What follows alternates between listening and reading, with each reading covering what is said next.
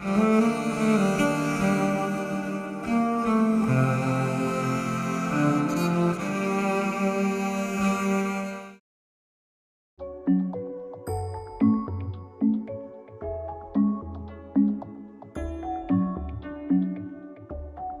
was taught the Western science story of evolution, which of course is the Darwinian model. And according to the Western science, the Earth forms in a material universe that has no purpose or no meaning through accidental collisions over time and aggregates of subatomic particles into atoms and atoms into molecules and so on. And I changed my basic assumptions about science somewhere along the line and adopted the concept of a living universe. Now, one of the advantages of a living universe, besides the fact that almost all human cultures have seen it that way, is that you don't have to work out how to get life out of non-life, or consciousness out of non-consciousness, or intelligence out of non-intelligence, because you make the basic fundamental assumption from the beginning that it all starts with cosmic consciousness, aliveness, intelligence, all inherent in this source consciousness within which matter arises. Within that non-duality, the dualities of matter arise like waves on a sea. In fact, one of my favorite creation stories is the Hindu story that it starts with an unlimited smooth sea of milk, the ultimate big mama issue and kind of metaphor. And within that sea of milk, a little wavelet forms. And forever after, it's torn between loving its unique identity and wanting to merge back into the safety, the security of the big mama. And I think that is the central tension that drives all evolution, the part and the whole, the one and the other. Many other wavelets form. The wavelets look at each other and eventually forget that they're part of the sea. So they come to see themselves as disconnected individuals. Now, in Western science, as I was taught it in the Darwinian theory, life comes out of collisions of molecules and stuff in the soup of the early planet Earth. Once the lava keeps coming up and steaming off and gassing off and falling back to Earth as rain, and the planet gets coated in water and all that kind of story that we know. And then we talk about the primeval sea, in which molecules had lightning bolts striking them and all kinds of activities going on there energetically until the molecules somehow come together and form the first ancient bacteria. And that is thought to be now almost 4 billion years ago. So in my view, nature is all alive and intelligent and conscious down to subatomic particles, all consciousness, all within consciousness. That's the Vedic science basic assumptions, whereas the assumptions I was taught, non-living universe, turned into living universe. Objectivity, we can study nature from a distance as scientists without affecting it. And in the Vedic view, you would say, no, it's all self-organizing, it's all participatory. You are in the universe, and everything you do, even observation, affects what you're observing. So I work with these different worldviews, these different fundamental assumptions.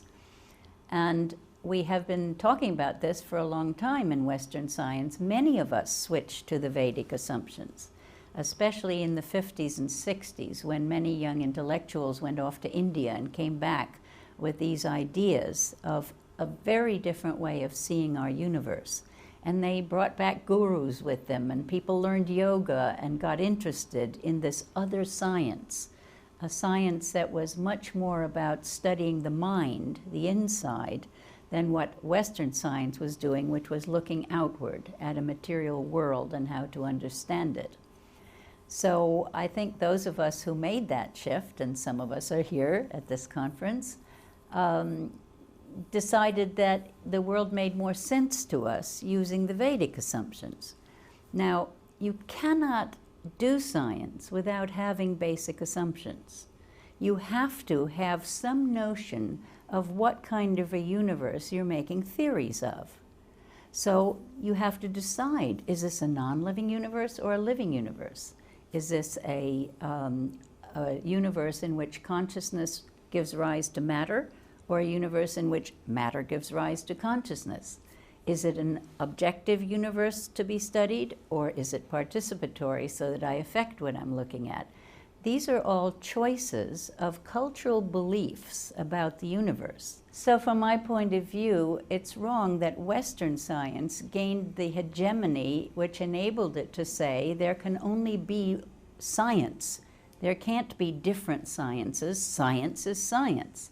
And as a result, Western science is taught in universities all over the world, regardless of whether the culture had a science of its own. It gets taught Western science in graduate school and even undergraduate school and even in grammar schools. So my work in the world now is to try to bring out the fact that science is necessarily built on unproven assumptions, which are all actually cultural beliefs of a particular time in human history and a particular culture in human history. So Western science begins in Europe with the Enlightenment, with the power base shifting from church and state to the new business entrepreneurs who took in the science that church rejected and made it a powerful ally for its engineering spin-offs. And then the secular state gets created and the church and state has lost power. The entrepreneurs and science have gained power. So it is decreed in a secular state that there should be a division between religion and politics. And science gets the mandate to tell the new creation story that the church had told before. So that's just a historical trajectory that enabled science to become very powerful in terms of telling the story people believe in as what kind of universe do I live in? What is it like for people to be in it? How can it be studied? How can we know how it works? All of that stuff that science does for us. But you get very different stories and different theories if you start with different assumptions. So I would like to see a consortium of sciences in the world in which we can revive Islamic science and Vedic science and Taoist science and indigenous sciences, all of which have contributed enormously to human knowledge, and let them have dialogue with each other such as the religions do.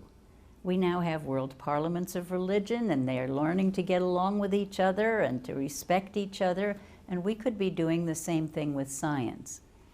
Now, if you think of a science based on the concept of a living universe versus one built on the concept of a non-living universe, you see some serious differences arising. In Western science, with its non-living universe assumptions, all biology is treated as mechanism. And a microbiologist is looking at the mechanism of DNA and the protein and how these things operate like machinery in your cell. And so they started to do genetic engineering. And they treated it as if this genome were like a machine in which you could unscrew one thing and stick something else in, and then you would get the result that you wanted, the way an engineer would with a machine if he understood the machine. Unfortunately, Western science doesn't understand biology very well because it's not used to thinking in terms of life. It's used to thinking in terms of machinery. And so when they started doing genetic engineering for a long time, the genes that they implanted would simply disappear. And the companies like Monsanto learned not to give any guarantees about them because they couldn't guarantee the harvests. Eventually, they learned how to kind of shoot them in under pressure and crazy glue them into the genome so that the genome couldn't reject them. You see, a living system cleans up errors. It's feminine in that regard. It's always house cleaning, right? If the mutations that happened in your genome didn't get cleaned up, you wouldn't last very long. So I came to see evolution not as being dependent on these mutations, but as being dependent on the intelligent proteins that could select which genes should be put into use when and how. So we have had over half a century, actually, of Western science results in biology that show that genomes get rearranged when there's any kind of a crisis. And this was Barbara McClintock, who finally got a Nobel Prize for it after being called crazy, and a lot of people since then, wonderful teams in England, that have shown us that life is highly intelligent, that it self-organizes, that it maintains itself, unlike machinery, which has to be repaired all the time. And you know, if you want generations of computers, they don't give birth to each other. Occasionally, Western science uses a living metaphor like that, but what they mean is somebody has reinvented a new form of computer. So I spent many years distinguishing between mechanism and organism in order to understand how life works. If we had a science based on the ideas of a living universe that could talk as equals with Western science, rooted in its mechanical metaphors, that science, a living science, let's say, could show them why it's wrong to mess around in the genome the way they are, why it is not producing good results. Unfortunately, we live in a market economy where the market is much more important than the scientific demonstration of improvement in life. And as far as I know, there is as yet not a single instance of a genetically engineered organism that is improving life. Take the case of yellow rice, for example, that they say now is going to give the drug can be implanted in the rice that will prevent the children from going blind, who are going blind now in parts of Asia. Well, if they hadn't rearranged their whole food production ecosystems, the children wouldn't have gone blind in the first place. The way to cure the blindness is to go back to organic farming. The yellow rice is like a patchwork that you're trying to put on top of a problem that you created when you didn't have to create it. So that's just an example of why I think we need a consortium of sciences in the world.